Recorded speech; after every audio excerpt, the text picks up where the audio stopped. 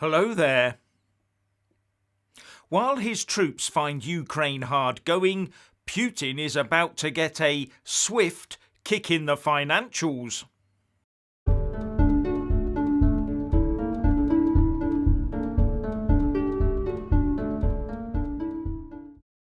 Things don't seem to be going so well on the Ukraine battlefield for Vladimir Putin, and his finances might also be about to take a turn for the worse.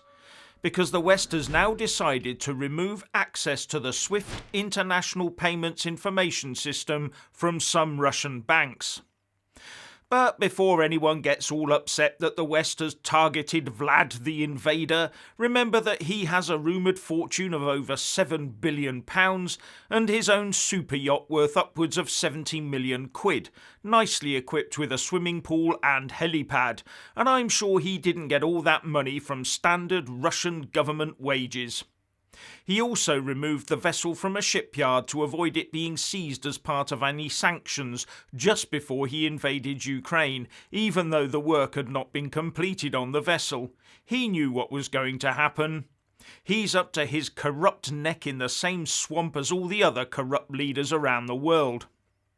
Anyway, the Russian banks that do get booted off of the SWIFT platform will find themselves reduced to trading in the international marketplaces using a quill, parchment and fax machine. Okay, I exaggerate, there are workarounds, but they are slow and not exactly competitive as I understand it. The affected banks will be well behind the power curve and find themselves losing out, and one suspects the smart money would then flow into the few Russian banks that would still have SWIFT access. Would that be sufficient to cause a run on some Russian banks and really dent the Russian economy? Just a thought. Now people are asking the obvious question: why not eject all Russian banks off of SWIFT? But I gather what the West is trying to do is limit the impact of doing so on their own economies. Or more accurately, to ensure that our banks and our versions of Russian oligarchs are shielded from any fallout of hitting the Russian banking system. It may also be that having fewer Russian banks trading makes it easier to monitor and work out who's got the money and where it is, so we can then freeze it. But leaving some Russian banks with access to SWIFT will probably also allow Germany to buy all the Russian gas it needs, but keep the Kremlin's war chest nicely stacked in the process, which makes it a bit of a half-hearted approach. And it has been reported that the Prime Minister of Italy, Mario Draghi, got an exemption for his country's luxury goods to be exempt from any sanctions, although Draghi himself now denies this. How much effect cutting some Russian banks out of SWIFT will have, only time will tell.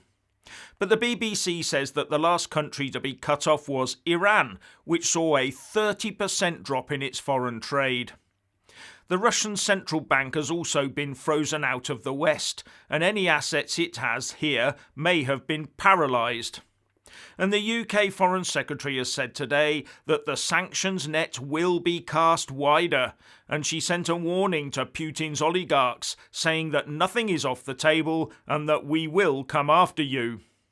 For their part, the Russians have been getting their lawyers to send threatening letters to the Foreign Office.